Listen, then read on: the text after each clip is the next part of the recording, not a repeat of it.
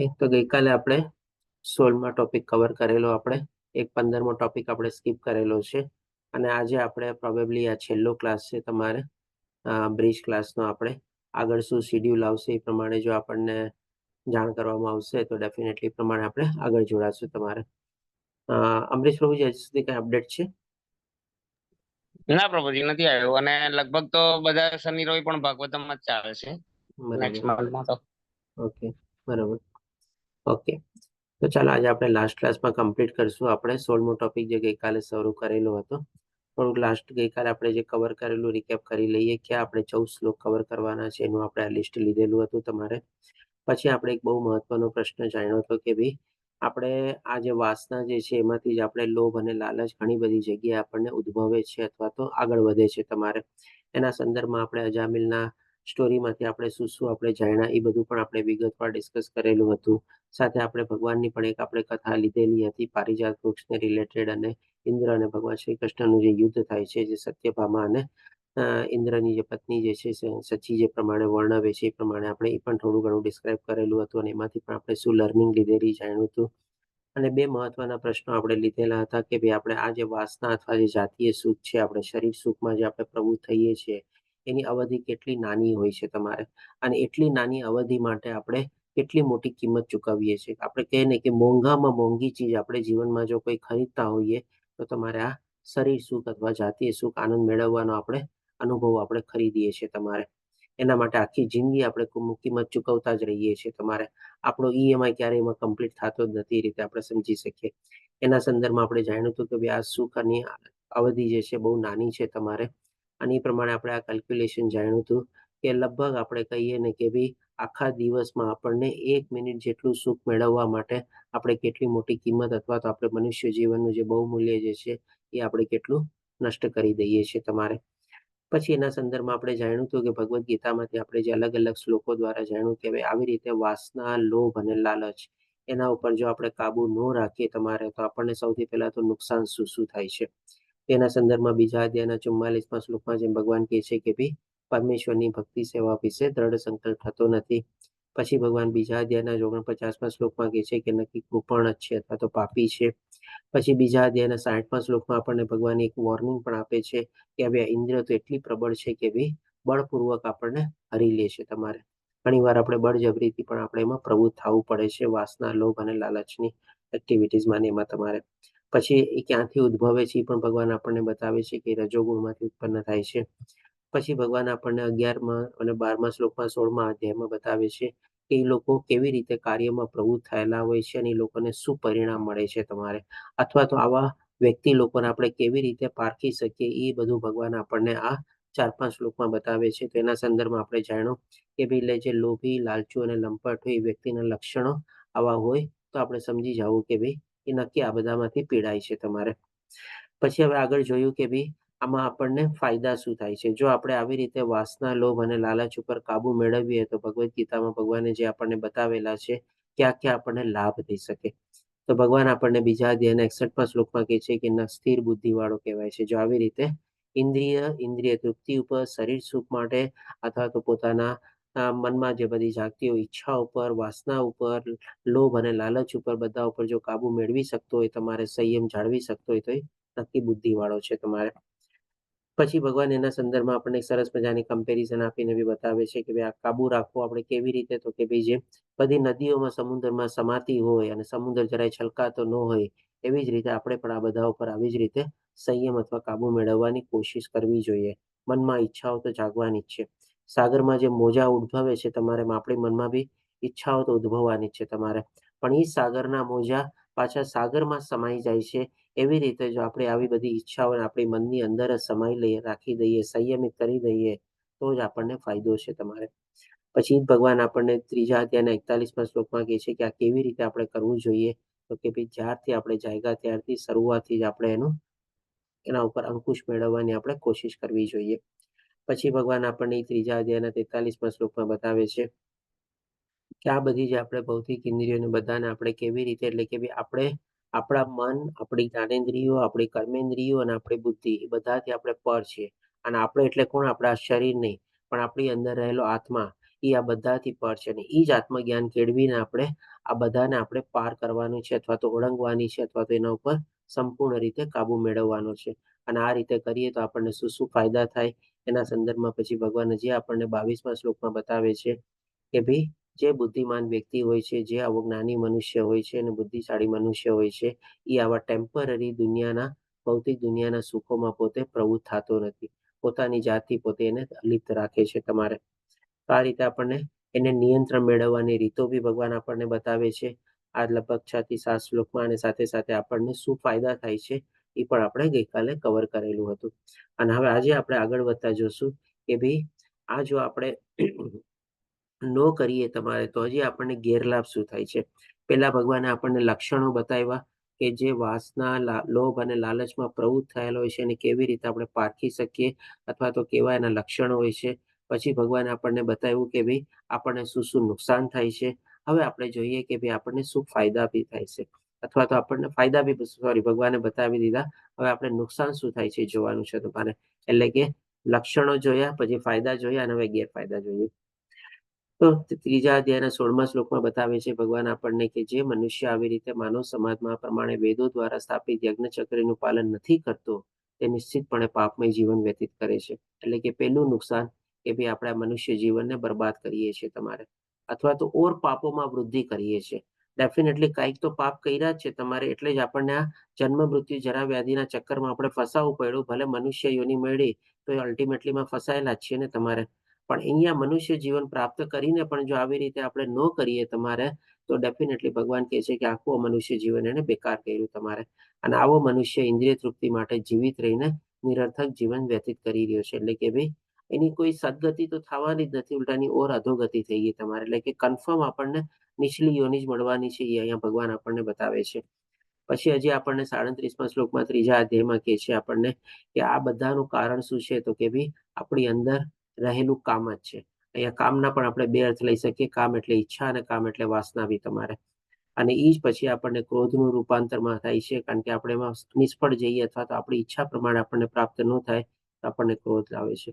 અને એ આપણો સૌથી મોટામાં મોટો દુશ્મન છે.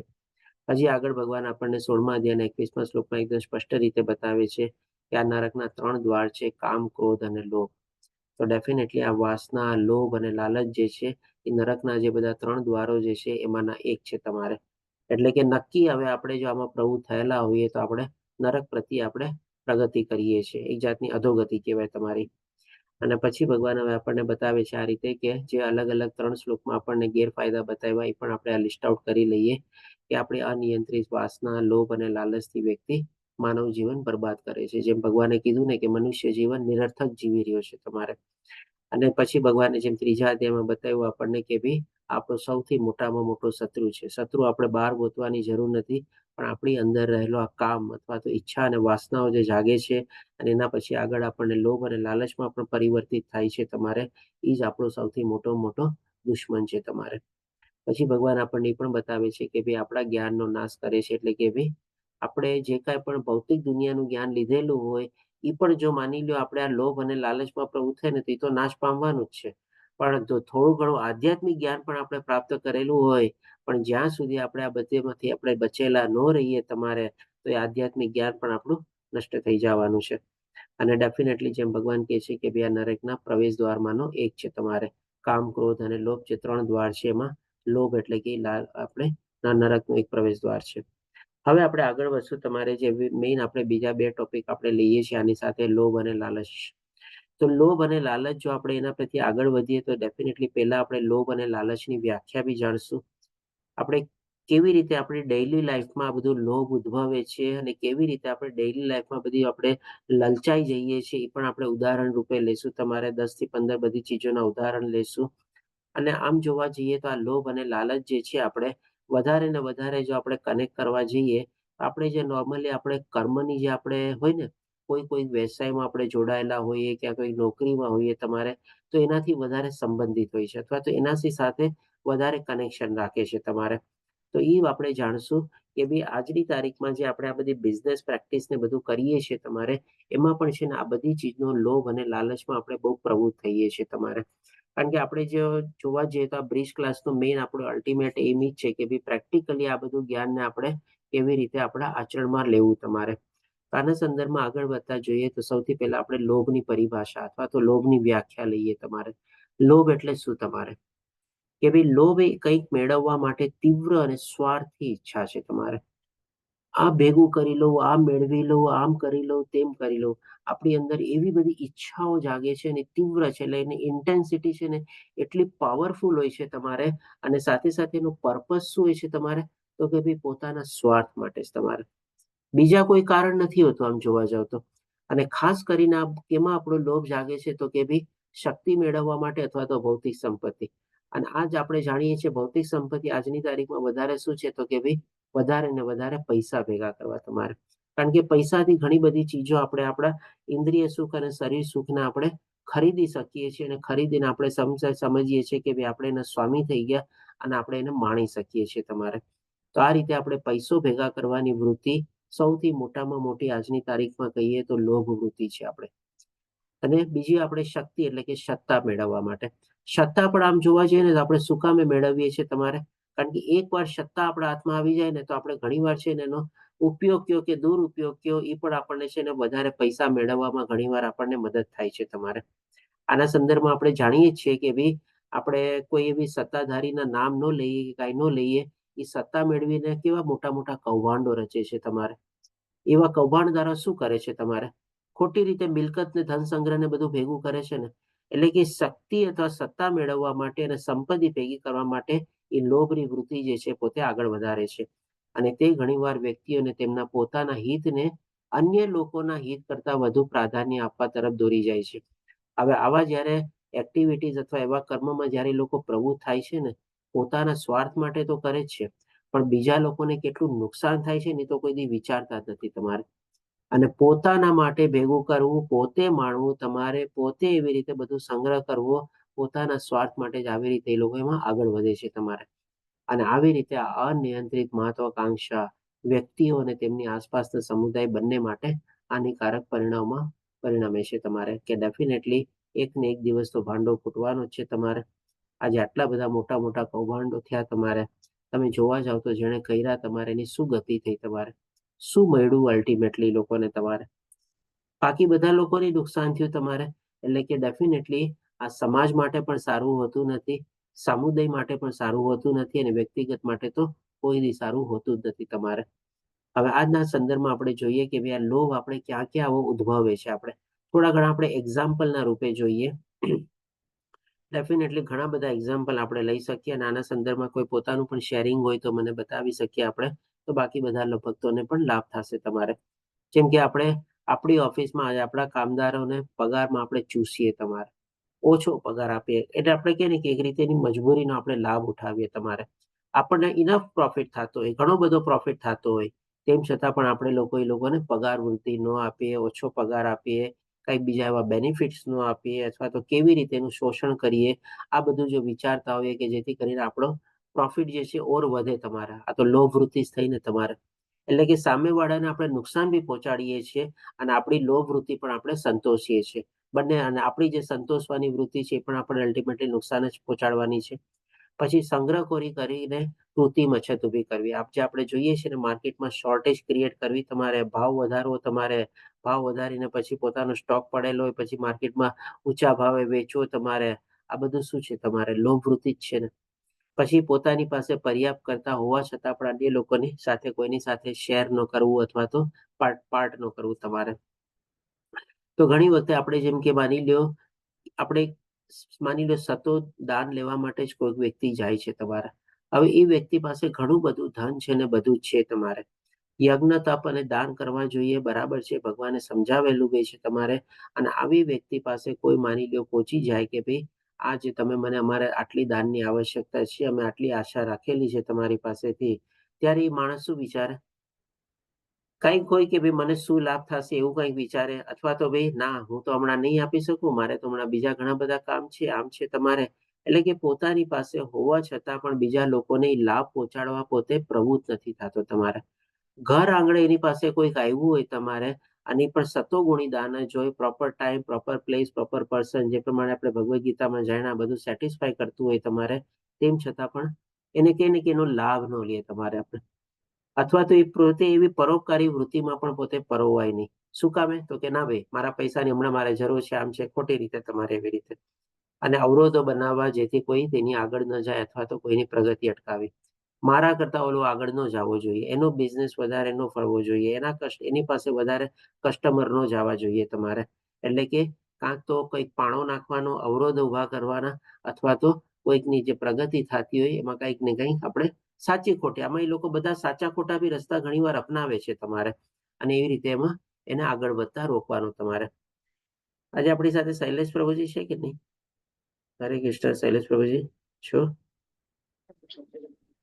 હરે કૃષ્ણ પ્રભુજી. હા છું પ્રભુ. હા, ધન્યવાદ પ્રભુજી. તો પ્રભુજી, આપનો એક જે પ્રશ્ન હતા ને, મેં તમને જે કીધું હતું ને, લોભ અને લાલચમાં તમારા કવર થશે, તો મને આપનો પ્રશ્ન હા તો યાદ પ્રભુ. નથી, પણ ત્યારે યાદ હતો એટલે મેં સ્લાઇડમાં તો ઇન્ક્લુડ થાય જ છે, તો તમે જરા પ્લીઝ આમાં ગો થ્રુ કરજો, તમારો પ્રશ્નનો તમને જવાબ મળી જશે, ઘણી બધી જગ્યાએ તમને મળશે. અને જો લાસ્ટમાં જે કઈ બાકી હોય તો મને કહેજો, આપણે કવર ચોક્કસ કરીએ. પ્રભુજી. ઓકે. Sure, sure. પછી હરે આ એક કૃષ્ણ. એક્ટિવિટી એવી છે કે ભાઈ, જો ઘણા વખતે છે ને આપણને આવા યંગ જનરેશનમાં, આજના પર્ટિક્યુલરલી જનરેશનમાં જોવા મળે છે, કોઈક પેઢી છે બાપ દાદાની ખુરશી ઉપર બેસી ગયો હોય, બાપ દાદીની પેઢીમાં પોતે પ્રભુ થયો હોય. જી આનંદ પ્રતાપ પ્રભુજી, માતાજી કોણ છે, જે આપણો હેન્ડ છે, શું કહે છે? પ્લીઝ વિડીયો ઓન કરતા જાઓ. અનિતા માતાજી પ્રભુજી. અચ્છા, અનિતા માતાજી. હા હા, મારું નવું નામ પ્રભુજી આધ્યાત્મિક નામ છે આનંદ પ્રદા ગોપાલ માતાજી. હરે કૃષ્ણ પ્રભુ. હા, ધન્યવાદ. તો અત્યારે તો જો પ્રભુજી, આપણે તમે જનરલ આપણે વાત કરી ને પ્રભુજી, તો કોઈ બી ગવર્મેન્ટ હોય, તો દાખલા તરીકે અત્યારે બધી જે ગવર્મેન્ટ જોબમાં પ્રભુજી કેવું છે, કોઈ ગવર્મેન્ટ જોબ અત્યારે આપણને ખ્યાલ છે અત્યારે છે નહીં, બધા ફિક્સ પગારમાં રાખે છે, બરાબર પ્રભુજી? એટલે જે ગવર્મેન્ટ છે એ જે જગ્યાએ કાપ મૂકવાનો છે ત્યાં મૂકતી નથી, બરાબર? આપણે, હું દાખલા તરીકે હું મારી જ વાત કરું પ્રભુજી, તો મારો પ્રભુજી પગાર અત્યારે 6 ફિગરમાં આપણે કહી શકાય. તો અત્યારે મારી પોસ્ટ પર જે બધા છેલ્લા 10-15 વર્ષથી ભરતી થાય છે પ્રભુજી, તો 10,000 15,000 ફિક્સમાં ભરતી થાય છે. તો હવે એ લોકો પછી શું કરે પ્રભુજી, કે એમનું જે એમની જે લાયકાત છે, ક્વોલિફિકેશન છે, એ પ્રમાણે એ લોકોને સેલેરી મળતું નથી, બરાબર? બરાબર પ્રભુજી? પછી એ લોકો શું કરે છે કે ગવર્મેન્ટ બીજા બધા જે પ્રોગ્રામ બધા કરતા હોય ને, મીન્સ ગમે તે, કે દાખલા તરીકે હું હોસ્પિટલમાં છું, તો પછી બધા આ લોકોને બીજા બધાને સહાય મળતી હોય છે, બરાબર? તો એ લોકો પછી પ્રભુજી કેવું કરે છે કે એ બધું એમના હાથમાં હોય, તો પછી એ લોકો એમાં ચોરી કરે, કાપ કરે, એટલે મીન્સ કે ગમે તેમ કરીને એ લોકો પૈસા કેવી રીતે મળે એનો ટ્રાય કરે. એનું કારણ શું પ્રભુજી? કે એમને ખરેખર સેલેરી ઓછી છે, એનાથી એનું પૂરું થતું નથી. ભલે એ લોકો પછી બીજું બી કરી શકે સાઈડમાં, પણ એટલે જેને કે એ લોકોને ખરેખર સેલેરી મળવી જોઈએ એ લોકોને મળતી નથી અત્યારે. જનરલ પ્રભુજી, આઈ થિંક ગવર્મેન્ટ પ્રોજેક્ટમાં બધી જગ્યાએ પ્રભુજી આવું છે કે ફિક્સ પગારમાં ભરતી કરે છે બધાને, એટલે એ લોકોને સેલેરી ખૂબ ઓછો હોય છે. એકચ્યુઅલી કેવું છે પ્રભુજી, કે જે ગવર્મેન્ટનું જે ક્રાઇટેરિયા છે, એટલે કે જે ગવર્મેન્ટમાં જે પગાર સેલેરી થવો જોઈએ, એટલે કે જે પગાર અમે કહેવાય છે, એને કહેવાય કે મૂળ પગાર ઇંગ્લિશમાં કહેવાય, ગુજરાતીમાં કહેવાય, તો વધારે જ હોય છે ગવર્મેન્ટનો. જે દાખલા તરીકે એક પોસ્ટ છે, એ પોસ્ટ માટે ફિક્સ થયેલો છે પગાર કે આટલો હોવો જોઈએ, તો એના બદલે એ લોકો શું કરે છે કે આવું ફિક્સ પગારમાં ગવર્મેન્ટમાં ભરતી કરે છે, પણ કહેવાય ગવર્મેન્ટ જોબ, પણ એ લોકો પછી કોઈ બીજી કંપનીને આખું પ્રોજેક્ટ આપી દે. ગવર્મેન્ટ એવું કરે, કોઈ કંપનીને પ્રોજેક્ટ આપી દે અને પછી એ કંપની વાળા બધાને નિયુક્ત કરે, એટલે મીન્સ એ લોકોને બધાને ભરતી કરે એમ. અને એવી રીતે અત્યારે જનરલી બધી જગ્યાએ પ્રભુજી આવું ચાલી રહ્યું છે. એટલે કહે છે ને કે ભ્રષ્ટાચાર ને લાંચ રિશ્વત ને ખૂબ વધે છે ને, એટલે પછી બધા શું કરે પ્રભુજી, આવું જ કરે બધા, ગમે તેમ કરીને પૈસા કેવી રીતે મળે એની ટ્રાય કરે પછી. એટલે તમે કીધું ને કે જે સેલેરી જે વ્યક્તિને પૈસા મળવા લાયક છે એને એટલા નથી મળતા, એટલા માટે પછી એ બીજું બધું કરવા કોશિશ કરે છે પ્રભુજી. હરે કૃષ્ણ પ્રભુજી. હરે કૃષ્ણ. ધન્યવાદ માતાજી, શેરિંગ બદલ અને પરિસ્થિતિની જાણ કરવા બદલ. તો માતાજી, આમાં એકચ્યુઅલી છે ને, જો એક હાથે તાળી તો ન વગડે, બે હાથે તાળી વગડે તમારે. આજે જે લોકો ત્યાં જોડાય છે તમારે, એને બીજી ક્યાંય નોકરી ન મળવા માટે તો ક્યાંય એને રોયકા નથી તમારે, સૌથી પહેલા તો પછી શું કામ લે છે? એટલે બીજે ક્યાંય ન મળતા હોય તો તમારે પોતે સ્વેચ્છા એમાં જોડાય છે તમારે. હવે જે પ્રમાણે બીજું જે તમે કીધું કે એ લોકો આવી રીતે પગારમાં કટોતી કરે છે કે પ્રાઇવેટમાં આપી દે છે કે બધું ગમે તે બધું તમે જે બધું આખું વર્ણવ્યું તમારે ડિટેલમાં, તો એના ઉપર જ તો આપણે આજનો ટોપિક છે તમારે, કે લોકો આવી રીતે જે લોભ વૃત્તિ જે કરે છે તમારે, એમાં આ બધા લોકો આપણે એના શિકાર બનીએ છીએ. જે એમ્પ્લોય જે તમે કીધું એ પણ એના શિકાર બની રહ્યા છે, અને બાકી બધા જે લોકો જેનાથી વંચિત રહે છે એ લોકો પણ એના શિકાર થઈ રહ્યા છે આમ જોવા જાવ તો તમારે. તો ડેફિનેટલી આ વાત તમારી બધી બરાબર છે, અને પર્ટિક્યુલરલી આપણે કહી શકીએ કે ભાઈ આપણા ભારત દેશમાં થોડું ઘણું હજી પણ બધું ચાલુ તો છે જ તમારે. ઘણો ખરો કાબુ મેળવવામાં ગવર્મેન્ટ કઈ ને કે કામયાબ થઈ છે, પણ હજી ઘણું બધું કરવાનું બાકી છે તમારે. પ્રભુજી, એટલે જે લોકો આમાં ફસાયેલા હોય એટલે એમના માટે જ પ્રભુજી મેં તમને જાણ કરી કે આપના થકી એ લોકોને માર્ગદર્શન મળી શકે કે આના માટે શું કરી શકાય એમ. બરાબર. પણ માતાજી exactly it is not a one way traffic. એ એવું એકલું નથી. આજે આ પોલિટિશિયન્સ જો એ લોકો they are very money, they are millionaires, but still they want to be billionaires. એટલે એ લોકો બી આવી તો ચોરીઓ કરતા હોય છે. એ ખાલી એવું નથી કે નીચેના સ્કેલ પર જ થાય છે, જે લોકોના પગાર ઓછો હોય છે એની માટે જ થાય છે. This is everywhere. Even with the rich people also they do this. Even in spite of they have millions of rupees, they want to be billionaires. એ લોકો પ્રભુજી એમનો સેલેરી વધારી રહ્યા છે, બરાબર છે. એ લોકો શું કરે છે? It's not rare. It's not rare. It is in abundance, I will tell you. એ ખૂબ જ મોટા પાયા પર છે. તમે એક એક પોલિટિશિયન્સ જુઓ બધા. I am not naming those, as Ketan Prabhu said. But it is not, you can't say કે they are less in numbers. They are in abundance if you will just study the things then. Okay, આજે આ ચર્ચા આપણે યુગનો યુગ છે, કળિયુગ છે, એટલે આ કલહનો યુગ છે, બરોબર? હા, એટલે આ તો ચાલવાનું જ પ્રભુજી. એટલે આપણે તો પ્રભુજી આના ઉપરથી આપણે તો આપણા ભગવદ ગીતાના જે લોકો અંડર જે છે એનો જે અભ્યાસ કરે છે એ લોકો આગળ આપણે શીખવીએ, બરોબર, અને એ લોકો એ સીટ પર બેહે તો કઈક પરિવર્તન આવે, બરોબર. બાકી આ શક્ય જ નથી, બરોબર. એટલે હું એક જેને કહેવાય ને કે આપણા આખા ગુજરાત રાજ્યના જે જેટલી હોસ્પિટલ્સ ને બધી જેટલું હેલ્થનું જેની અંડરમાં છે ને, મેં એની સાથે અત્યારે કોન્ટેક્ટમાં છું, અને એને હું ટ્રાય કરી રહી છું ભગવદ ગીતાનો આપણો જે કરે તો, જેથી કરીને એ વ્યક્તિ છે એ ઉપલા લેવલે હોય તો એ કંઈક નીચે કંઈક સારું કરી શકે એમ. એટલે આપણે એવા પ્રયત્ન કરવાના કે જેથી કરીને આવા લોકો ભગવદ ગીતાના જેને કહેવાય કે જ્ઞાનની અંદર આવી શકે. કારણ કે બધા જ્ઞાની તો હોય છે, એ લોકો જો ઉપલા સ્તરે હોય છે, બહુ બુદ્ધિશાળી હોય છે, એવા જેવા તેવા તો હોતા જ નથી, પણ એ લોકોને કેવું ભૌતિક જ્ઞાન વધારે હોય છે, આધ્યાત્મિક નથી હોતું. એટલે એ લોકોને પાછું આપણે આધ્યાત્મિક જ્ઞાન આપવું એટલે થોડુંક અઘરું તો છે. કારણ કે એ લોકો ભૌતિકતામાં માયાદેવીના પંજામાં હોય એટલે એ તો છૂટું અઘરું છે, પણ પ્રયાસ આપણે કરી શકીએ. હરે કૃષ્ણ. હરે કૃષ્ણ. આ એન્ડલેસ ડિબેટ છે તમારે, જો આના ઉપર ચર્ચા કરશું તો પછી મારે ખ્યાલથી મારે એક્ઝિટ થવું પડશે, અને ડેફિનેટલી ટોપિક બી થોડોક આપણે ડાયવર્ટ થાય છે તમારે, તો આપણે આગળ વધીએ તમારે. એનીવે, પણ ટૂંકમાં શું છે કે ભાઈ જે પ્રમાણે આનંદ માતાજીએ શેર કરેલું ને, આ પ્રેક્ટિકલી રીતે ઘણું બધું આપણે જોવા જઈએ તો હજી બધું પ્રચલિત છે તમારે, થાય છે તમારે, ઘણું બધું ખોટું બી છે તમારે. આઈ ફુલ્લી એગ્રી વિથ યુ માતાજી, અને ધન્યવાદ શેરિંગ બદલ, આ ટોપિક બી ઉપાડવા બદલ. અનફોર્ચ્યુનેટલી આપણે આને કન્ટિન્યુ નથી કરી શકતા, આના ઉપર આપણે વધારે ડિબેટ નહીં કરીએ તમારે, તો પછી આપણે ટોપિકમાંથી ડાયવર્ટ થશું અને આપણો મેઇન ઉદ્દેશ છે આપણે કવર નહીં કરી શકીએ તમારે. ઓકે, તો આજે છે આપણે કે ભાઈ જે જૂના પર્ટિક્યુલરલી આજે અત્યારે યંગ જનરેશનમાં આવ્યા જોવા મળે છે, આમાં હું છે ને થોડું ઘણું તમારે સ્ટ્રેસ મૂકીશ આપણે પ્રાઇવેટ ઉપર તમારે. આમાં છે ને ગવર્મેન્ટ ઉપર આપણે અત્યારે છે ને ઓછા જાશું તમારે. આ જે ટોપિક આપણે ચર્ચા કરીએ છીએ ને તમારે, કારણ કે જો ગવર્મેન્ટમાં છે ને આપણે કોઈ પણ એક વ્યક્તિ ઉપર આપણે આંગળી ન ચીંધી શકીએ તમારે. આખી છે ને સિસ્ટમ જ એવી હોય તમારે, ઘણી વાર આખી ખોટી હોય તમારે. એટલે કે એ સિસ્ટમને જો આખી સુધારવી હોય ને તમારે, તો જેમ આપણે કહીએ ને કે આખું આપણે બ્લડ ટ્રાન્સફ્યુઝન કરવું પડે. તમારું આખું જૂનું શરીરમાંથી લોહી કાઢીને નવું લોહી તમે નાખો ને તો કદાચ આખી ગવર્મેન્ટની સિસ્ટમ સુધરે તમારે, અને એ આપણા માટે પોસિબલ અત્યારે છે નહીં. તો આપણે આ બધી ચીજ જે અત્યારે ડિસ્કસ કરીએ છીએ, લોભ અને લાલચની વૃત્તિ, અને મેં તમને જેમ કીધું બિઝનેસના સંદર્ભમાં, તો આપણે પ્રાઇવેટ બિઝનેસના સંદર્ભમાં આ બધું અત્યારે આપણે ડિસ્કસ કરીએ છીએ, કારણ કે એ વધારે એપ્લિકેબલ એમાં થાય છે તમારે. તો ડેફિનેટલી આજે જેમ આપણે યંગ જનરેશનમાં જોઈએ છીએ, જ્યારે બાપ દાદાની પેઢીમાં બેસી ગયા હોય તમારે, એ લોકોનું શું વિચારસરણી થોડી અલગ પ્રકારની હોય. આ બધા જૂના સ્ટાફ છે, આઉટડેટેડ છે, મને આના કરતા સસ્તો મળી જશે, આના કરતા હું વધારે કાબિલિયત માણસ ગોતી લઈશ, આના કરતા ભણેલો ગોતી લઈશ, આના કરતા અનુભવી મળી જશે, બધું કરીને એ માણસોને પોતે કાઢી નાખે અને નવા માણસોને પોતે પગારદાર રાખે, અને પાછળનો એનો કહેવાનો એમ આવી રીતે હોય, પણ પાછળનો મેઇન ઉદ્દેશ શું હોય, આ જો મેં આટલા રૂપિયા બચાવી લીધા, એની જગ્યાએ આટલી નવી ટેલેન્ટ લાવ્યો, નવા મેં રોજગાર આપ્યા, બધું આપ્યું તમારે. પણ જેમ આપણામાં કહેવાય છે ને કે ભાઈ ઘરડા વગર ગાડા આગળ નો ચાલે તમારે.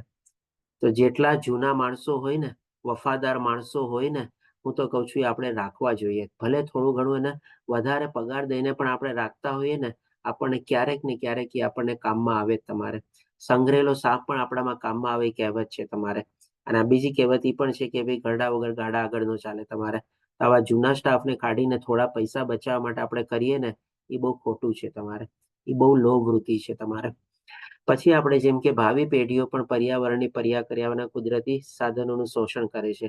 આપણે કહી શકીએ કે થોડું ઘણું આજકાલના સંદર્ભમાં આપણે જોઈએ છીએ કે ભાઈ આપણી પર્યાવરણને બધાને આપણે કેટલું નુકસાન થાય છે તમારે. અને એ લોકોને ફ્યુચરની કોઈ ચિંતા હોતી જ નથી તમારે.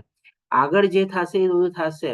અત્યારે મારે મારો નફો કેવી રીતે વધારવો, મારે કેવી રીતે પૈસા કમાવા, મારે કેવી રીતે મારી બેંક બેલેન્સ વધારવી, મારું કેવી રીતે ઇન્વેસ્ટમેન્ટ વધારવું, એનામાં જ એ લોકો પ્રવૃત્ત થયેલા હોય છે. કાલનું તો એ લોકોને પરવા જ હોતી નથી અને કુદરતની તો એ લોકોને કોઈ ખ્યાલ જ હોતો નથી તમારે. અને વ્યવસાયિક સોદામાં લોકોને છેતરવું. આના સંદર્ભમાં હું તમને કહીશ કે પર્ટિક્યુલરલી એક બે આપણા સેક્ટર એવા છે ને જે આપણે કહી શકીએ કે આપણા ભારત દેશમાં પણ એને કે નામ પડતા જ છે ને આપણને છેતરપિંડીનું આવી જાય ખ્યાલ. જેમ કે આપણે ઇન્સ્યોરન્સ સેક્ટર તમારે. આજે લાઈફ ઇન્સ્યોરન્સ છે ને તમારે, આપણને નામ પડે ને ઓ આવી ગયો LIC એજન્ટ આમ છે તમારે. એક જાતનું છેતરપિંડી જેવું જ આપણને લાગતું હોય તમારે. આવા બીજા બધા પણ થોડા ઘણા એવા છે વ્યવસાય તમારે કે જેમાં આપણે શું છે આવી છેતરપિંડીથી વૃત્તિથી ઘણું બધું એ આખો પ્રોફેશન છે ને બદનામ થઈ ગયો છે તમારે. એમાં પણ અલ્ટિમેટલી શું હોય છે તમારે, આજે એમાં પણ ઘણી બધી રોકટોક આવી છે. 50-50, 60-60% સુધી તમારે એજન્ટો લોકોનું કમિશન હોય છે તમારે. ફોરેન ટ્રીપો ને બધું હોય છે તમારે. બધું ક્યાંથી આવે છે તમારે આમ જોવા જાવ તો તમારી અલ્ટિમેટલી કોના ભોગે તમારી. તો આવું બધું પણ થોડું ઘણું ચાલે જ છે તમારે. આપણે હજી પછી આપણે આગળ વધતા જોઈએ. અને એવું નથી કે આપણા ભારત દેશમાં છે પણ ઘણી બધી જગ્યાએ શું છે ટ્રાન્સપરન્સીની સાથે હોય છે તમારે કે ભાઈ જેની પાસેથી લેવામાં આવે છે ને એને ડિસ્ક્લોઝ ને બધું બી કરવામાં આવે છે. આપણે અહીંયા પણ થોડું ઘણું આસ્તે આસ્તે ઇમ્પ્લિમેન્ટ થવા લાગ્યું છે પણ હજી પૂરું નથી થયું તમારે. હજી લોભના ઉદાહરણ જો આપણે આગળ લેતા જોઈએ તો કે ભાઈ ક્યારેક ક્યારેક આપણે એટલી આપણે પાસે પૈસા હોય તમારે અને ભેગા કરી લીધા હોય તેમ છતાં પણ આપણી સંગ્રહ વૃત્તિને છે ને આપણે રોક નથી આપતા તમારે. આજે જેમ કે કોઈકે કીધું ને આપણે મારા ખ્યાલથી મુકેશ પ્રભુજીએ કીધું ને મિલિયોનર ને બિલિયોનર બનવું છે અને બિલિયોનર ને હજી મલ્ટી બિલિયોનર બનવું છે તમારે. પોતાના કહીને કે એક ગામમાં, શહેરમાં, દેશમાં ઘરથી સંતોષ નથી. ચંદ્ર ને બીજા ગ્રહ ઉપર ઘર મેળવવું છે તમારે. આ બધું ક્યાંથી થાય તમારે? એટલે કે સંગ્રહ વૃત્તિનો કોઈ અંત જ નથી આવતો તમારે. ઇન્ફાઇનાઇટ તમારે. આજે જેમ ગવર્મેન્ટ નોટ છાપવા માટે એના ઉપર કોઈ લિમિટેશન નથી હોતું તમારે, એવી રીતે સંગ્રહ વૃત્તિ માટે પણ લોકોને ધરાતા જ નથી તમારે. પછી આપણે ઘણીવાર શું છે પરિવાર અને એમની ખુશીઓ પર આપણે ઘણીવાર તોલજોખ કરીએ છીએ તમારે. ખોરાક સાથે, પૈસા સાથે અથવા અન્ય ચીજ વસ્તુની સાથે. આમાં એક કોમન એક્ઝામ્પલ આપણે એવી લઈ શકીએ તમારે કે ભાઈ એણે વધાવવામાં કેટલા આપ્યા હતા, આપણે આપણા દીકરાના લગ્નમાં બોલાવ્યા હતા ત્યારે, તો હવે અત્યારે આપણે કેટલા આપવા જોઈએ તમારે? આ તો બહુ થોડો દૂરનો એક્ઝામ્પલ છે તમારે, પણ આ તો છે ને આપણા પરિવારમાં બી થાય છે તમારે કે ભાઈ દીકરી સાસરે વડાવી છે તમારે તો આપણે કેટલું આપવું જોઈએ, કેમ કરવું જોઈએ, શું કરવું જોઈએ, આ બધું આપણે લેખાજોખી થાય છે તમારે. તેલ જોવો, તેલની ધાર જોવો ને બધું ઘણું બધું આપણે વિચારીએ છીએ તમારે. અને ઇવન આપણા પરિવારના સંદર્ભમાં પણ આપણે રોજબરોજની લાઈફમાં જોઈએ ને, અરે એનો તો કઈ ખોરાક છે તમારે જોતો તમારે ઘરમાં બેઠો બેઠો ખાધે જ રાખે છે તમારે. આજે જેમ કે માની લ્યો બે ભાઈઓ હોય, મોટા દીકરાના લગ્ન થઈ ગયા હોય અને નાનો ભાઈ છે હજી કમાતો ધમાતો ન હોય, ઘરે બેઠો હોય તમારે, ઓલી તરત એના મોટા ભાઈની વાઈફ અને રાતના આવીને કે એના પતિને, આ તમારો ભાઈ ખબર તમારે 4 ટાઈમ ઘરે બેઠા બેઠા ખાય છે તમારે, તમે એકલા કમાવા વાળા છો, તમે કોઈ દી જોયું છે તમારે તમારા પૈસા આપણા ક્યાં જાય છે તમારે? આવી બધી કમ્પેરિઝનો થતી હોય તમારે, ખાવા પીવા અને બધામાં પૈસાની લેખાજોખી થતી તમારે. અને ક્યારેક ક્યારેક આવી રીતે આપણે પ્રેમને બદલે આપણે પૈસાદારની દીકરી મળે છે ને, કુટુંબને બધું ગોળ પીવા ગયું તમારે. એનો શું મતલબ છે? પૈસા આવશે ને બધું થઈ જશે તમારે, બસ એની હારે લગ્ન કરી લો નક્કી તમારે. આપણે એક જાતનો લોભ જ છે ને આમ જોવા જાવ તો. ઇવન દીકરીને વઢાવવા માટે ઘણી વાર આપણે જોઈએ છીએ કે ભાઈ દીકરોનું શું છે, હવે લગ્ન થશે ને એટલે મારી દીકરી જ છે ને દીકરાને ઠીક ઠેકાણે લાવી દેશે. ભલે અત્યારે આડાવડા રસ્તે છે ને તો, પણ એનું કુટુંબ કેટલું પૈસાદાર છે એ તો જો. 7 પેઢીઓ બેઠી બેઠી ખાય ને તોય પૈસો ખૂટે એવો નથી. દીકરો ભલે ને જરાક આમ તેમ આમ ચલનમાં રહ્યો, મારી દીકરી છે એને સીધી કરી દેશે તમારે. આવા બંને તરફ આપણા વિચાર હોય છે તમારે. દીકરી લેવામાં અને દીકરી દેવામાં બંનેમાં તમારે કઈ જાતનો લોભ જ થયો ને તમારે જોવા જઈએ તો. આમાં કોઈ નથી છૂટ્યું. જુઓ, ઇવન આજની તારીખમાં આપણે કહીએ ને આપણા મા બાપ બધા નથી છૂટ્યા આપણે લોકો તમારે. આજે આપણને કોઈ સુખી સંસ્કારી કુટુંબની દીકરી મળતી હોય તમારે, આપણે વિચારીએ છીએ જરાક, થોડીક રાહ જોઈએ, ચાલ ને કોઈ પૈસાદાર હજી મળી જતી હોય ને એ પણ આ સાથે હવે સુખી સંસ્કારી હોય ને પછી જોશું તમારે. પછી ઓલી જાય ને આ ન મળે તમારે, એવી બધી સ્થિતિઓ થતી હોય છે તમારે. અને આવી બધી કોઈક ઓફર કે કંઈક ડિસ્કાઉન્ટ માર્કેટમાં ચાલતી હોય, ઓલીને નહીં કહેતી, હા હમણાં એને કહેવાની જરૂર નથી, આપણે પેલા જઈને લઈ આવીએ, જોઈ આવે, બધું કરી લઈએ, પછી એને કહેશું તમારે. એવી લોભની વૃત્તિ તમારે. અને જેમ આપણે હમણાં થોડી ઘણી સરકારની એવી જે બધી સ્કીમો નીકળેલી, થોડું ઘણું આપણે ડિસ્કસ કર્યું હમણાં તમારે, તો લોકો જો પાસે બધું હોય છતાં પણ શું છે, આવી જો ગવર્મેન્ટની કોઈ ફ્રી સ્કીમ ચાલતી હોય ને એમાં પેલા જઈને દોડે તમારે. ઓ ફ્રીમાં મળે છે ને, આમ છે ને એમ છે ને તમારે. આપણે તો હવે અત્યારે થોડું ઘણું બંધ થયું તમારે, નહીં તો આપણે પેલા છે ને રાશન કાર્ડ હતા તમારે ભારત દેશમાં, હજી છે જ તમારે કદાચ બધા પાસે પ્રભુજી. હતા. પણ હવે શું થઈ ગયું કે ભાઈ આટલા રૂપિયાની ઉપર ઇન્કમ હોય તો તમને રાશન કાર્ડ, તમે એના માટે એલિજિબલ નથી તમારે. તો પણ માણસો ગમે તેમ કરીને કંઈક ને કંઈક કેટલા વખત સુધી તો બધું ચાલતું તમારે. એ જ રાશન કાર્ડ ઉપર કેરોસીન લે ને ઘાસલેટ લે ને અનાજ લઈને બીજાને આપે ને આમ કરે ને તેમ કરે, કેટલા એવા ધંધા ચાલતા બધા તમારે. અને આ રીતે આપણે ક્યારેક ક્યારેક એના સંદર્ભમાં શું છે, અન્ય લોકોની જેમ કે આપણે જે લોકો બિચારા એનાથી વંચિત રહે છે, લાભ નથી પહોંચી શકતા, એનું નથી વિચારતા. પણ આપણે જો એ રાશન કાર્ડ લેશું તમારે તો કેટલો દુરુપયોગ કરીએ છીએ તમારે. એટલે કે પોતાના વ્યક્તિગત સુખ માટે જે લોકોને મેઇન જરૂરિયાત છે એની પણ આપણે બેદરકાર કરીએ છીએ. અને આના સંદર્ભમાં કે ભાઈ પૈસા બચાવવા માટે વૃદ્ધ પરિવાર લોકોની જરૂરિયાતોને પણ અવગણવી. હવે આને જો તમે થોડાક આપણે વિસ્તૃત રીતે જોવા જઈએ ને તો તમે જોજો, જેમ અત્યારે મેં આપણે કીધું ને કે બે ભાઈઓ હોય, મોટા ભાઈના લગ્ન થઈ ગયા હોય, આપણે આમાં પોઈન્ટ જ્યારે ડિસ્કસ કર્યો તમારે ખોરાક પૈસાના સંદર્ભમાં.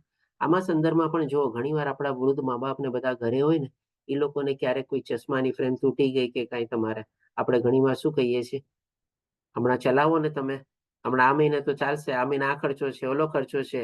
એટલે કે એ લોકોની જે જરૂરિયાત હોય છે ને આપણે થોડી એને ઇગ્નોર કરીએ છીએ તમારે, અવગણના કરીએ છીએ. શું કામે? તો કે ભાઈ આપણો પોતાનો લોભ અથવા આપણો પોતાનો ઇન્ટરેસ્ટ હોય છે તમારે. આ બધા ઘણા લોકોને અનુભવી થાય છે તમારે. અને જો આમાં એક પર્ટિક્યુલરલી પારુલ માતાજી થોડુંક ડિસ્કસ કરી શકું, ગઈકાલે આપણે જે તમે કેસ બતાવ્યો તેના સંદર્ભમાં છે પારુલ માતાજી આપણી સાથે? હા, હરે કૃષ્ણ પ્રભુજી, હા કરી શકું. ઓકે, ધન્યવાદ માતાજી. જો ગઈકાલે પારુલ માતાજી આપણને શું કીધું કે ભાઈ એના પુત્રનો પુત્ર જ્યારે જરા રોતો હોય તમારે, ત્યારે એનો પુત્ર આવીને શું કહે છે, તમે માળા પછી કરજો, તમે પેલા છોકરાને સાચો એ રોવે છે તમારે, એનો ખ્યાલ કરો તમારે. એટલે કે અહીંયા જો વૃદ્ધ લોકોની જરૂરિયાતને અવગણવી છે ને, આમાં આ બધી ચીજો બી આવી જાય છે તમારે. સૌથી પહેલા તો શું છે, ઈ માતા જ્યારે જે છે તમારે, ઈ બાળકના અત્યારે એના પુત્રના માની લ્યો એની સાથે તમારે રહે છે, કોઈક મજબૂરી અથવા કોઈ કારણસર તમારે પોતે ઇન્ડિપેન્ડન્ટ નથી એટલા માટે. એટલે કે એનો પુત્ર પણ શું છે, એક જાતનો એના ઉપર અધિકાર જમાવે છે ને. આજે એક પુત્ર તરીકે એના મા બાપને આવી રીતે ઓર્ડર આપવાનો પહેલા એને હક બી છે તમારે? બોલો, કઈ હિસાબે કહી શકે કે તમારી માળા પછી કરજો ને પેલા છોકરાનું ખ્યાલ રાખો ને તમારે? એને કોઈ હક જ નથી આવી રીતે કહેવાનો તમારે. અને પાછી એ પણ શું કે ભાઈ ભગવાનનું નામ લે છે, તો તમે જો એક જાતની ભગવાને આપણને આ 13મા અધ્યાયમાં જે સમજાવ્યું હતું એને અહિંસાની પરિભાષામાં, જ્યારે તમે કોઈના આધ્યાત્મિક માર્ગમાં અવરોધક બનો તમારે, તો એ પણ એક જાતની હિંસા છે તમારે. એટલે એ રીતે પણ નુકસાન છે તમારે. અને એ જે અત્યારે એ વ્યક્તિની તમારે આધ્યાત્મિક જરૂરિયાત છે, એની બેઝિક નેસેસિટી થઈ છે. જ્યારે એનો વખત હતો ત્યારે એ એના છોકરાને પોતે ખાવા પીવાનું બધું બનાવીને બધું છોડીને એનું પોતે જરૂરિયાત પૂરી કરતી હતી તમારે, એ જ માતા તમારે. અને હવે એ જ દીકરો અત્યારે મોટો થઈ ગયો ત્યારે એવી રીતે કેવી રીતે માતા સાથે વર્તન કરે છે તમારે? તો એ માતાની જ્યારે જે જરૂરિયાત હતી એને પૂરી કરવા દેવી જોઈએ ને તમારે. અને આપણે ખાલી પૈસાના સંદર્ભમાં નહીં, પણ આવી ઉચ્ચતર રીતે જોઈએ ને તો આપણે એક જાતની કહે ને કે વૃદ્ધ લોકોની જે આપણે અવગણના કરીએ છીએ ને, હવે એની પાછળનું તમે કારણ જુઓ તો એ જે પુત્ર જે છે, જો માની લો એટલી જ એને હોય તમારે, તો પોતે પૈસા હોય આયા રાખી દે ને તમારે. પણ ના, એને કે ડબલ બેનિફિટ જોવે છે તમારી માતામાં. કે ભાઈ એક તો શું કે ભાઈ તમે તમારું મૂકી અને પેલા મારા પુત્રની તમારે એક સાર સંભાળ લ્યો તમારે. એટલે કે એક જાતની નાયા અને આયા અને અર્થના રિપ્લેસમેન્ટ તરીકે ગોતવા માંગે છે તમારે. એમાં પણ એના પૈસા બચાવવા જ છે ને તમારે જોવા જાવ તો.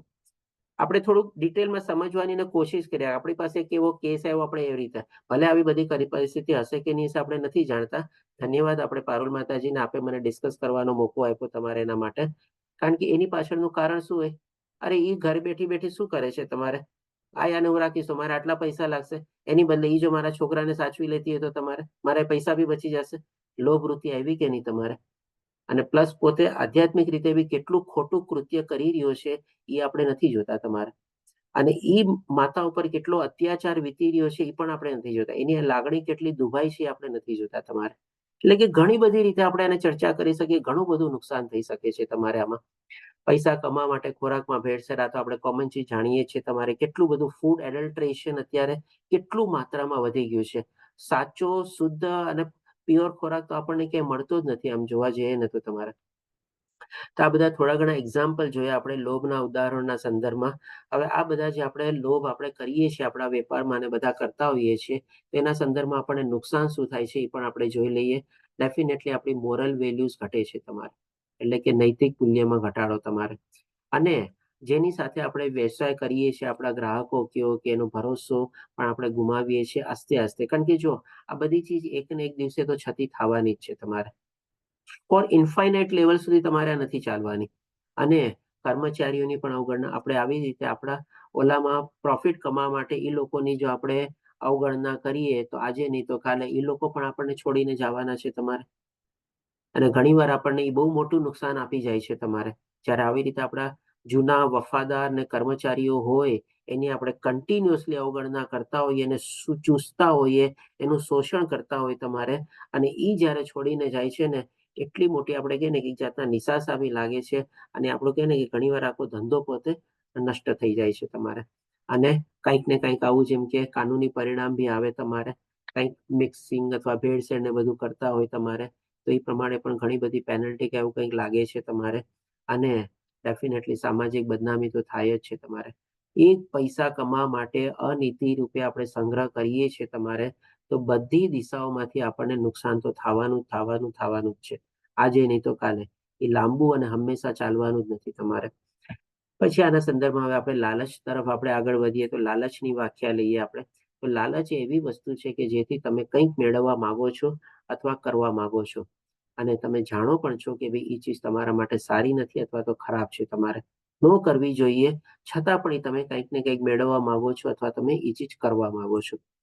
હવે આ બે ચીજ લાભ અને લાલચની આપણે વ્યાખ્યા જાણી લીધા પછી એક નાનકડો પ્રશ્ન લઈએ આપણે. ગઈકાલે જેમ આપણે પારિજાત વૃક્ષની આપણે કથા લીધેલી હતી સંક્ષિપ્તમાં, કે કેવી રીતે આપણને વાસના, લોભ અને લાલચ પ્રત્યે આકર્ષિત કરે છે. તો એમાં મને કયો આપણે સત્યભામા અને સચી બે જણામાં લોભ કોનો હતો અને લાલચ કોની હતી તમારે કયો? જો આપણે લોભ અને લાલચને સારી રીતે ભેદભાવ રીતે આપણે એવી રીતે સમજી ગયા હોઈએ તો કોણ કહેશે મને? સત્યભામાએ જે કીધું કૃષ્ણ ભગવાનને કે મારે આ પારિજાત વૃક્ષ જોવે છે અને તમે ધરતી ઉપર લઈ આવો, એ લોભ હતો કે લાલચ હતી? જી સ્વભક્તિ માતાજી. સાચું ખોટું ખબર નથી પણ હું કહું છું, હું વિચાર સત્યભામા ને લોભ હતો, સચિને લાલચ હતી. અચ્છા, સત્યભામાને લોભ હતો અને સચિને લાલચ હતી. ઓકે, ચાલો બીજો કોઈ જવાબ? લાલચ સત્યભામાને પ્રભુજી. લાલચ સત્યભામાને હતી. સંતાણા ને સચિન એમાં કેમ અને સચિને લોભ હતો. સચિને લોભ ને મારી વસ્તુ જ આવી ન જોઈએ. હા બરાબર. ઓને એમ કે મારી આ વસ્તુ જોઈએ જ. હા બસ જો આ જો આ ડેફિનેશન ના પ્રમાણે જો આપણે જઈએ, વ્યાખ્યાના પ્રમાણે લઈએ તો જે પ્રમાણે લલિત પ્રભુજીએ કીધું એબ્સોલ્યુટલી કરેક્ટ છે તમારે. કારણ કે ધરતી ઉપર એ વૃક્ષ હતું નહીં, પારિજાતનું વૃક્ષ. અને એ સ્વર્ગ લોકમાં જાય છે ત્યારે સત્યભામા પારિજાતોના વૃક્ષને જોવે છે. એટલે કે જોઈને એને શું છે, લાલચ લાગે છે. જેમ કે અહીંયા શું છે, જો લાલચ એવી વસ્તુ છે જેથી તમે કંઈક મેળવવા માંગો છો અથવા તો કરવા માંગો છો અને તમે જાણતા હોવા છતાં કે તમારા માટે તે ન કરવું જોઈએ. હવે જો ઈ સચિના પોતાના અધ્યક્ષના પ્રમાણમાં પારિજાત વૃક્ષ હતા. આજે માની લો જોતું તું બી સત્યભામાને, તો ઈ સચી પાસે ન જઈ શકે. આજે વગર કહીએ કોઈનું કઈ લઈએ આપણે તો ડેફિનેટલી ખોટું જ છે. એટલે કે ભાઈ આપણે જાણતા હોવા છતાં જોઈએ કે ભાઈ કરવું ન જોઈએ તેમ છતાં પણ આપણે મેળવવા માંગીએ છીએ. તો સત્યભામાની તમારે સંપૂર્ણ રીતે લાલચ હતી તમારે.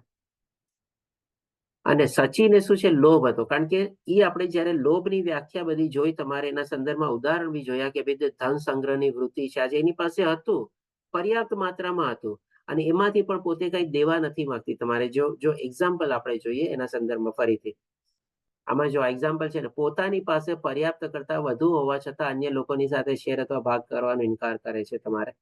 આવી ગયું ને એમાં તમારે. હવે માની લો સત્યભામા માગવા જાત અને સચી આપી દે તો બધું બરાબર થઈ જશે તમારે. સત્યભામાએ પરમિશન ન લીધી અને મેળવવાની ઈચ્છા કરી એટલે એનું થઈ ગઈ લાલચ તમારે.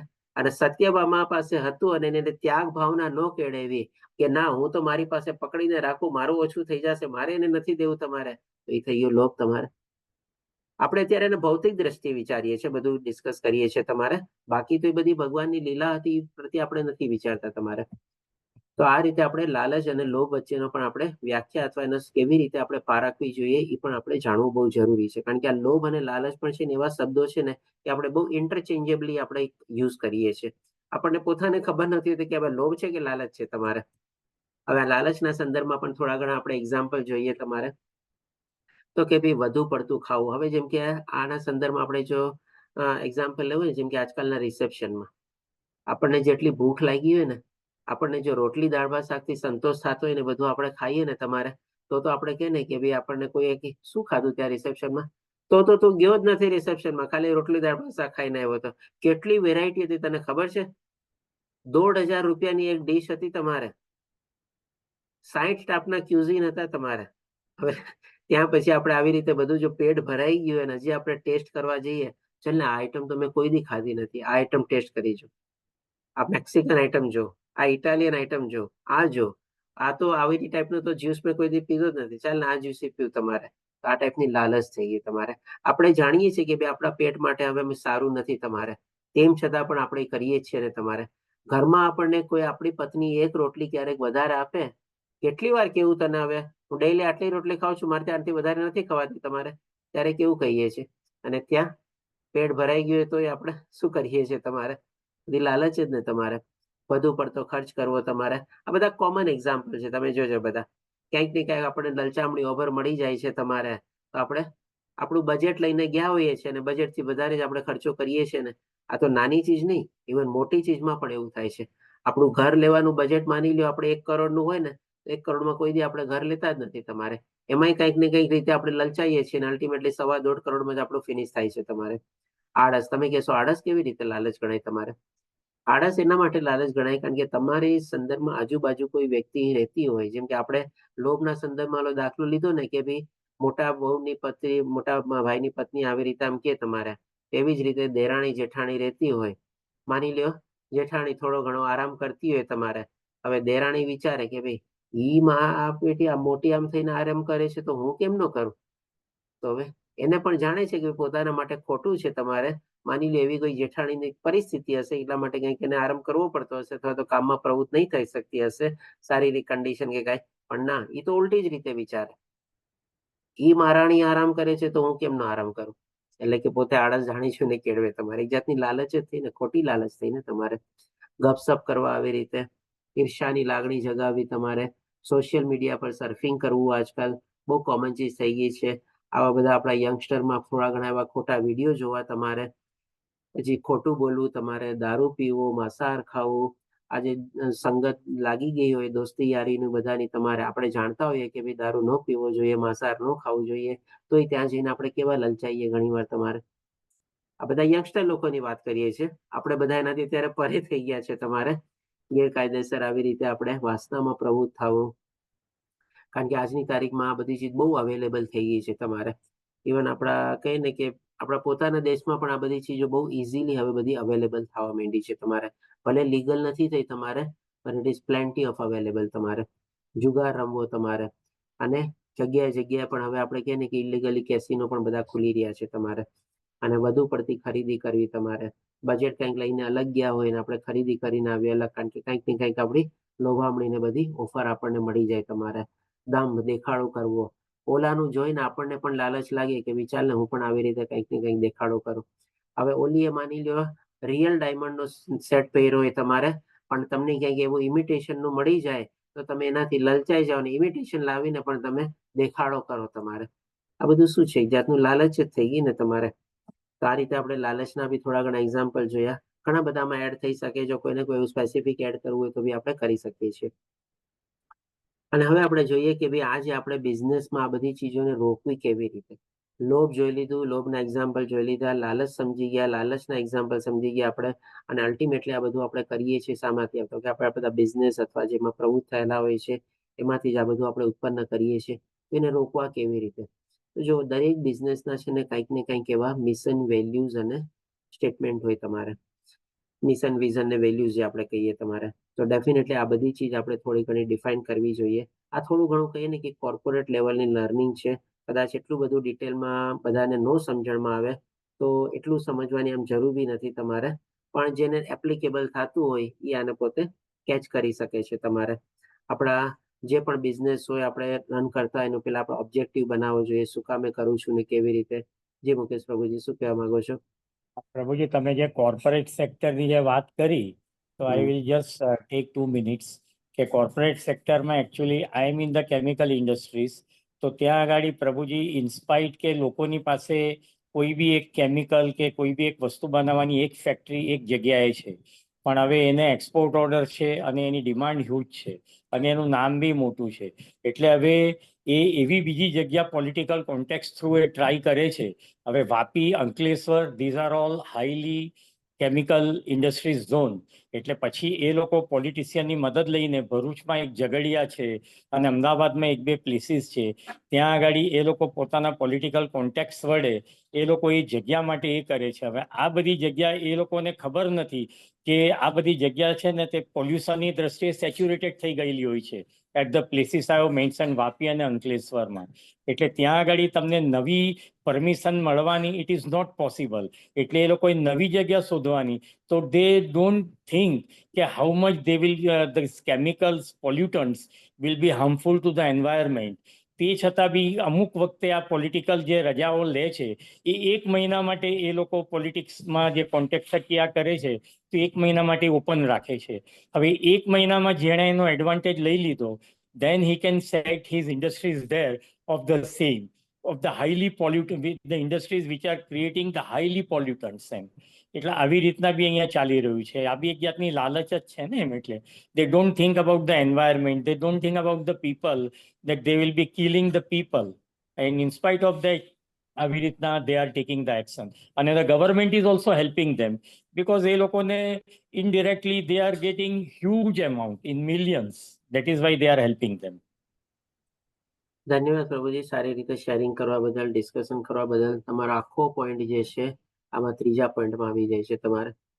સંભવિત તકો, ઓપોર્ચ્યુનિટીઝ, ક્રિયાઓ તમારા મિશન અને મૂલ્ય સાથે મેળવો અને મૂલ્યાંકન કરો.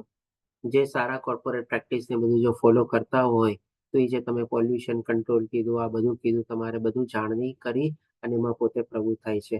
પણ જો એનું ઉલ્લંઘન કરીને કરતા હોય તો જે પ્રમાણે તમે કીધું, એબ્સોલ્યુટલી રાઈટ, ઇટ ઇઝ લોભ અને લાલચ તમારે. કારણ કે કોર્પોરેટ હાઉસ એવી રીતે પોતે આકર્ષિત થાય છે એટલે લલચાઈ જાય છે. અને લોભ એટલે કે ભાઈ ગવર્મેન્ટ એને વધુ હજી કંઈક ભેગું કરવું છે, જે માણસ એમાં સંડોવાયેલા અથવા ઇન્વોલ્વ થયેલા તમારે. તો ડેફિનેટલી આ બધું છે જ તમારે. એટલા જ માટે મેં તમને કીધું ને કે આ મિશન, વિઝન અને વેલ્યુઝ જે છે, જે લોકો આને મહત્વ આપતા હોય છે એ લોકો બધું આ રીતે વિચારે છે તમારે. કે પર્યાવરણને પણ નુકસાન ન થવું જોઈએ, આવનારી પેઢીને પણ નુકસાન ન થવું જોઈએ, તમારે સમાજને પણ નુકસાન ન થવું જોઈએ, અને બધાના હિતાવમાં હોવું જોઈએ એવા પગલા અને એવા કાર્યમાં અથવા તો એવા ધંધામાં એ લોકો પ્રવૃત્ત થયેલા હોય છે. બાકી નહીં તો જેને કરવું છે તો બધા ઉલટું જ કામ કરે છે તમારે. એટલા જ માટે આ બધું આપણે લઈએ છીએ. હવે પછી એના સંદર્ભમાં આપણે જોઈએ તો આ બધું આચરણમાં પણ કેવી રીતે લોકો જે કોર્પોરેટ હાઉસ મૂકે છે એ પણ આપણે જરૂરી છે. કે જે પણ એ લોકોના મિશન, વિઝન, વેલ્યુઝ હોય તમારે, તમારી ટીમ અથવા જે તમારા કર્મચારીઓ હોય એ બધા તમારા શેર હોલ્ડર હોય અથવા તમારા જે સ્ટેક હોલ્ડર્સ જે આપણે કહીએ આજની તારીખમાં, એ બધાની સાથે આપણે શેર કરવા જોઈએ, ડિસ્કસ કરવા જોઈએ કે ભાઈ અમે લોકો આમાં પ્રવૃત્ત થઈ રહ્યા છે તમારે. અને જે પણ ચેલેન્જીસ આવે એ પણ ખુલ્લેઆમ આપણે વાતચીત અને ડિસ્કસ કરવી જોઈએ અને સોલ્યુશન ગોતવાનો અથવા તો કોઈ પછલો માર્ગ ગોતવાની આપણે કોશિશ કરવી જોઈએ. અને જ્યારે યોગ્ય હોય ત્યારે ડેફિનેટલી આપણા જે કર્મચારી હોય, પર્ટિક્યુલરલી જે સિનિયર કર્મચારીઓ હોય, એના અનુભવને બધાનો લાભ લેવો જોઈએ આપણે. આપણે નિર્ણય લેવામાં એ લોકોને આપણે સામેલ કરવા જોઈએ. અને ઘણા બધા મોટા મોટા કોર્પોરેટ હાઉસ આ બધું કરે બી છે અત્યારે તમારે. અને બીજા જેમ આ બધા ઉત્પાદકો અને આપણા જે હોય તમારે આપણા પ્રોડક્ટ્સ છે અને આપણી જે સર્વિસીસ છે એ આપણી ગ્રાહકો સાથે આપણે સંપૂર્ણ પૂરેપૂરી માહિતી આપણે એમાં શેર કરવી જોઈએ. જેમ કે આજે ઘણા બધા ફૂડ પ્રોડક્ટ્સ એવા હોય છે કે જે ગવર્મેન્ટના કોઈ કે રેગ્યુલેશન્સ હોય છે કે ભાઈ તમારે આટલું બધું ડિસ્ક્લોઝર એમાં આપવું જોઈએ તમારે.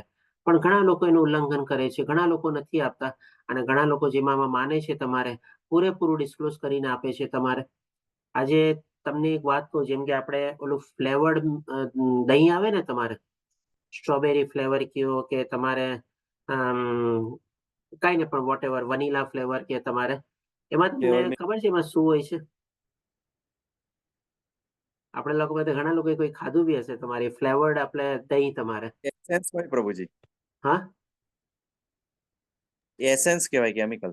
એસેન્સ તો બહુ બરાબર છે એ તો તમારે, પણ તમે માનશો નહીં એ ફ્લેવર્ડ મિલ્કમાં તમારે એ લોકો જેમ કે તમે કન્ટેન્ટમાં વાંચશો ને જીલેટિન વર્ડ યુઝ કરતો હોય છે તમારે.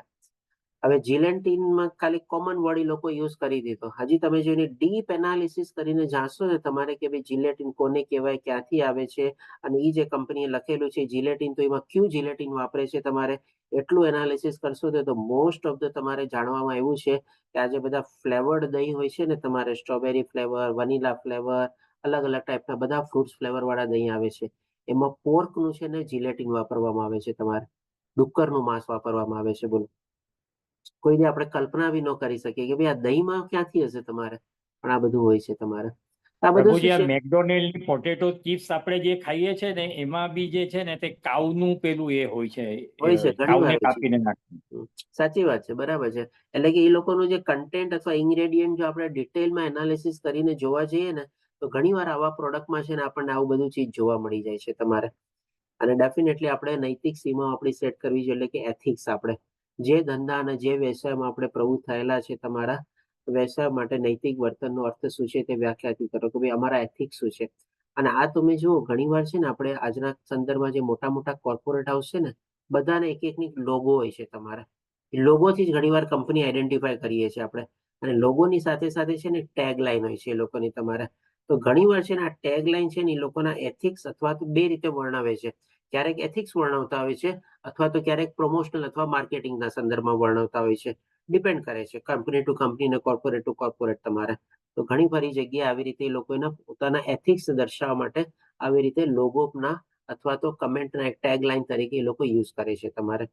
અને આપણી જે કંપનીના જે નૈતિકતા હોય તમારી એની આચાર સંહિતા બી આપણે એટલે કે રૂલ્સ એન્ડ રેગ્યુલેશન બી આપણે ઇસ્ટાબ્લિશ કરવા જોઈએ તમારે. અને કર્મચારીઓને એટલે કે કોઈ પણ આવી કોઈ ગેરનીતિ કે ક્યાંક આપણને સંદર્ભમાં આવે પકડાઈ જાય તમારે તો આપણે ઇવન સ્ટાફ અને એ લોકોને પણ એવી ટાઈપનું ઇન્સેન્ટિવ આપવું જોઈએ કે તમે ડરતા નહીં, તમે ઓપનલી આવીને અમને બતાવો તમને ક્યાંય પણ તમને આવું દેખાય તો. એ સાચી બિઝનેસ એથિક્સ છે ને તમારે.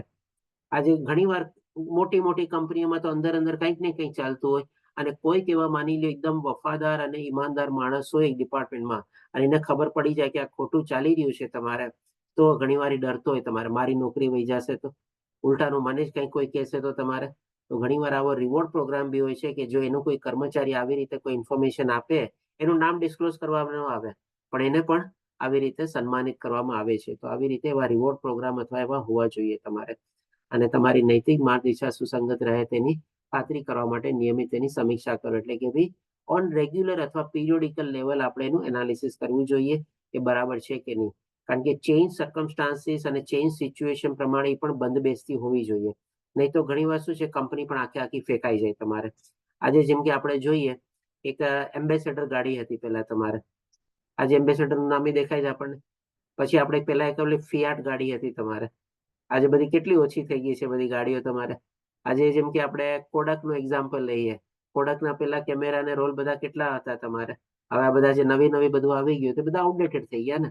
એટલે કે એની એથિક્સ અને એના પ્રોડક્ટ્સના પણ આપણે કહીએ ને કે મિશન, વિઝન, વેલ્યુઝ, કોર્પોરેટ બધું સમય જતા પ્રમાણે પણ સાથે સુધારા વધારા અને મેચ કરવું જોઈએ તો પોતે પણ ટકેલા રહીએ તમારે કોમ્પિટિશનમાં. અને લાસ્ટમાં આપણે જોઈએ કે ભાઈ સમાજ માટે પણ કેટલું ફાયદાકારક અથવા તો સમાજ માટે આપણે શું યોગદાન આપી શકીએ છીએ એ આપણે કહીએ કે અલ્ટિમેટ ટેસ્ટ છે તમારા બધાની. તમારે ધંધાની અથવા તો કોર્પોરેટ પ્રેક્ટિસની. તો તમારે આપણા નફાની કોઈક ને કોઈ ટકાવારી આપણે સંસ્થાને આપવી જોઈએ.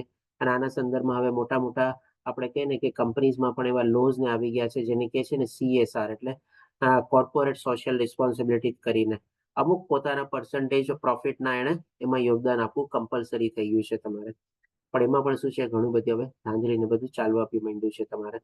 અને સમુદાય પહેલ માટે આપણે પોતાનો સમય અથવા તો કુશળતા આપો એટલે કંઈક ને કંઈક સારી ચીજ કરવા માટે સમાજને કલ્યાણકારી અથવા સમાજને ઉપયોગી માટે આપણે કોઈ પહેલ કરવી જોઈએ. અથવા તો આપણી પાસે સમય હોય તો એ આપો અથવા તો કોઈક એવી પ્રતિભા અથવા કુશળતા હોય તો આપણે એનો ઉપયોગ કરવો જોઈએ. અને આપણા જે કર્મચારીઓને બધા હોય એને પણ આવી કોઈ વોલેન્ટરી એક્ટિવિટીમાં છે ને આપણે ઇન્વોલ્વ કરવા જોઈએ. કારણ કે આ ચીજ છે ને આપણને આપણા દેશમાં ઘણીવાર ઓછી જોવા મળે છે, પણ બાકી બધી જગ્યાએ જોવા જઈએ ને તો કમ્પલસરી લોકોને છે ને આવી વોલેન્ટિયરિંગ સર્વિસમાં છે ને ઇન્વોલ્વ થવું પડે છે સર્ટેન અવર્સ માટે તમારે, કે આટલા કલાક તમારે એમાં આપવાના તમારે. ઇવન હું તો કહું છું સ્ટુડન્ટ લોકોને પણ હોય છે તમારે. કેમ કે અહીંયા અમે જોઈએ તમારે શું છે કે ભાઈ સ્કૂલ ચાલતી હોય અથવા કોલેજ ચાલતી હોય તો સ્કૂલમાં બધા સ્ટુડન્ટને શું છે અમુક દિવસે અમુક કલાક માટે રોડ ઉપર શું છે ટ્રાફિક પેટ્રોલિંગ માટે એ લોકો ઇન્વોલ્વ કરવામાં આવે. એક જાતની વોલેન્ટિયરિંગ એક્ટિવિટી છે ને તમારે. અમુક સ્ટુડન્ટ એ લોકોને શું કે ભાઈ રસ્તા ઉપરથી બધો કચરો ની બધો તમારે સાફ કરવાનો તમારે. ક્યારેક શું કે ભાઈ તમે ગાર્ડન અને પાર્કમાં જાઓ અને ત્યાં બધા છોકરાઓ એને તમે કંઈક ને કંઈક નવું શીખવાડો તમારે. ઘણી બધી આ બધી વોલેન્ટિયરિંગ એક્ટિવિટી બધી થતી હોય તમારે. અને એમાં કમ્પલસરી ઇન્વોલ્વમેન્ટ હોય સ્કૂલ કોલેજના સ્ટુડન્ટોનો બી અને કોર્પોરેટ હાઉસના સ્ટાફ લોકોને બી તમારે. શું કહે છો લલિત પ્રભુજી? હરે કૃષ્ણ પ્રભુજી. અહીંયા તો તરત કમ્પ્લેનું થઈ જાય છે પ્રભુજી. સ્ટુડન્ટ્સ ને આવા કામ આપવા જ જોઈએ, પણ અહીંયા તો તરત કમ્પ્લેનો થાય, ફોટા આવે, વિડીયો આવે, વિદ્યાર્થી આગળ કામ લે. ના ના અરે બેન તમે અહીંયા જોશો ને તો આ રસ્તે ચાલતા આપણે પેડેસ્ટ્રિયન હોય ને તમારે માની લો રસ્તા મેં કંઈક ઓલું કચરો દેખાડો ને તમારે કચરો પોતે ઉપાડીને છે ને સામે જે ડસ્ટબિન હોય ને એમાં જઈને પોતે નાખી આવે. એ કઈ શરમ નો અનુભવે તમારે. આખો સૂટ બૂટ પહેરેલો હોય તમારે અને ઘણી વાર તો છે ને પોતે પોતાની ગાડીમાંથી ડ્રાઈવ કરીને ઉતરે તમારે અને જેવો જરા ફૂટપાથ ઉપર પાર્ક કરીને પછી જરા વોક કરવા જાય પોતાની ઓફિસમાં અને જોવે કે ભાઈ એના પગની ઓફિસમાં ઓલું પગ લૂછણિયું પડ્યું છે ને એ જરા ગંદુ છે ને તો એ પગ લીછણિયું ઉપાડી કંપનીનો CEO હોય એ પેલા પોતે સાફ કરે, ડસ્ટબિનમાં બધો કચરો કાઢે અને એ પછી પાછું પગ લીછણિયું પોતે પોતાના ઓફિસના ઓલા ઉપર રાખે તમારે. બોલો ઇવન કેન્ટીનમાં જઈને છે ને વોશ બેસીને સાફ કરે તમારે. બોલો આવું બધું કે કમ્પલસરી એક્ટિવિટી લોકોને બધાને હોય છે તમારે. તમે એમ સમજો આપણે ઘણી વાર કે વોશ બેસીન ને ટોયલેટમાં ને બધામાં શું છે આપણે સાફ કરવાની જરૂર, એટલે કે બધાની રોટેશન ડ્યુટી રાખેલી હોય તમારે. એટલીસ્ટ તમારે મહિનામાં એક દિવસ અડધો કલાક તો તમારી એ ડ્યુટી કરવાની જ છે. બોલો અને ડેફિનેટલી આપણે લોકલ જે આડા ચીજના અત્યારે ઘણું બધું પ્રોત્સાહન મળી રહ્યું છે બીકોઝ ઓફ ઓનલાઈન માર્કેટિંગ તમારે. કારણ કે ઓનલાઈન માર્કેટિંગ એ જે લોકલ સપ્લાયર અને જે બધા બિઝનેસ છે એને ઘણું બધું આપણે કે નુકસાન પહોંચાડ્યું છે તમારે. એના માટે ઘણું બધું આવું યોગદાન અત્યારે અપાઈ રહ્યું છે. તો આ બધી ચીજ આપણે કરવી જોઈએ. અને આ બધી ચીજનો જો સારાંશ તરીકે જોઈએ તો ભાઈ આપણે પ્રગતિ વૃદ્ધિ કોને કહેવાય તો કે ભાઈ ખાલી આંકડાકીય પ્રગતિ છે. આપણે આપણું સેલ્સનું ટર્નઓવર માની લો 1 કરોડમાંથી 2 કરોડ 5 કરોડ કરી લઈએ તો એ ખાલી વૃદ્ધિ થઈ, ગ્રોથ થયો તમારે જેને કહીએ ને. અને પ્રગતિ કોને કહેવાય એટલે કે પ્રોગ્રેસ. તો કે ભાઈ ગ્રોથ પ્લસ નીતિશાસ્ત્ર એટલે કે તમારા બિઝનેસના જે એથિક્સ છે ને એ તમે જો અટકેલા હો અને એને તમે રેગ્યુલરલી ફોલો કરતા હો અને તમારા કસ્ટમરમાં, ગવર્મેન્ટમાં, સમાજમાં બધી જગ્યાએ પ્રશંસનીય હોય તમારે તો તમે સાચી પ્રગતિ કરી છે. ખાલી 1 કરોડમાંથી 5 કરોડનું ટર્નઓવર કરવું પ્રગતિ નથી, પણ 1 કરોડમાંથી 2 કરોડનું ટર્નઓવર પણ તમે કરો અને આવી રીતે તમે નીતિની સાથે કરો તો તમારી સાચી પ્રગતિ છે. અને લાસ્ટમાં સફળતા શું, સક્સેસ શું તો કે ભાઈ પ્રગતિની સાથે જો તમે સમાજ માટે કંઈ કર્યું, સમાજને કંઈ યોગદાન આપ્યું, સમાજમાં કેને કે થકી અથવા એ લોકોને કોઈ બહુ લાભ પહોંચાડ્યો તો એ તમારી સાચી સફળતા છે. તમે 1 કરોડમાંથી 1.5 કરોડનું ટર્નઓવર કરો પણ તમે સમાજને એટલું બધું આપી દીધું છે તમારે એ 5 કરોડ કરતા પણ મોટું છે તમારે તો એ તમારા બિઝનેસ સાચો સફળ છે તમારે. તો આપણે ગ્રોથ, પ્રોગ્રેસ અને સક્સેસ એનો પણ આપણે ડિફરન્સ જાણ્યા. તો આ રીતે આપણો અહીંયા વાસના, લોભ અને લાલચનો ટોપિક કમ્પ્લીટ થાય છે. અને આજે છેલ્લો ક્લાસ છે એ પણ આપણે કમ્પ્લીટ થાય છે. તારા સંદર્ભમાં તો હું સૌ પ્રથમ કહીશ કે ભાઈ આપણે સત્યને કહીને કે પ્રગટ કરવા માટે અને હકીકતને આપણે સમજવા માટે મેં ક્યારેક આકરા શબ્દો વાપર્યા હોય, કોઈક એવી કઠોર વાણી વાપરી હોય અથવા તો આપણા જે મૂલ્યવાન વિચારો છે એ આપણા એકરૂપ ન થયા હોય, ક્યાંક આપણા દિલને અથવા આપણા હૃદયને મેં આપણે ઠેસ પહોંચાડી હોય ક્યાંક આપણા મન દુઃખ થયેલું હોય, આ બધા કૃત પ્રત્યે હું આપણામાંથી એને નતમસ્તક થઈને પગે પડીને આપણે માફી ચાહું છું, ક્ષમા યાચના ચાહું છું. અને ઘણી વાર મેં આવી રીતે આમ કરેલું કારણ કે મારે એ પ્રમાણે પ્રદર્શિત કરવાની જરૂર હતી કે જેથી કરીને આપણે પ્રોપર મેસેજ બધાને મળી શકે તમારે. તેના માટે ફરીથી આપની બધાની માફી ચાહું છું. અને આ બધાનો ખૂબ ખૂબ આભારી છું કે આપ લોકોમાંથી ઘણા લોકોએ શું છે મને પોતાનો મંતવ્ય બતાવીને સાથ સહકાર આપ્યો છે, કોઈકે પ્રશ્નો પૂછીને સાથ સહકાર આપ્યો છે, તો કોઈકે પોતાનો અનુભવ આપણે શેર કરીને સાથ સહકાર આપ્યો છે, અને કોઈકે મને પોતાનો વિડીયો ઓન કરીને સાથ સહકાર આપ્યો છે. તો તે બદલ આપ સૌને ખૂબ ખૂબ ધન્યવાદ અને ખૂબ ખૂબ અભિનંદન. અને હવે આપણે પાછું ક્યારે રીતે આ બ્રીજ ક્લાસ કન્ટિન્યુ કરશું મને ખબર નથી તમારે, તો આપણે જે 30 ટોપિકનું જે લિસ્ટ હતું એમાં આપણે 15 ટોપિક કવર કર્યા અને 15 ટોપિક આપણા બાકી રહી ગયા છે. તેના માટે પણ હું માફી ચાહું છું. મને પોતાને પણ ખેદ છે કે આપણા બાકી રહી ગયા. તમારે ભગવાનની જો મરજી હશે તો આપણે બાકી આગળ ચલાવશું તમારે, બાકી પછી આપણે જોઈએ નહીં તો. ઓકે, આપનું કોઈનો કઈ મંતવ્ય હોય તો પ્લીઝ પૂછી શકો છો. હરે કૃષ્ણ.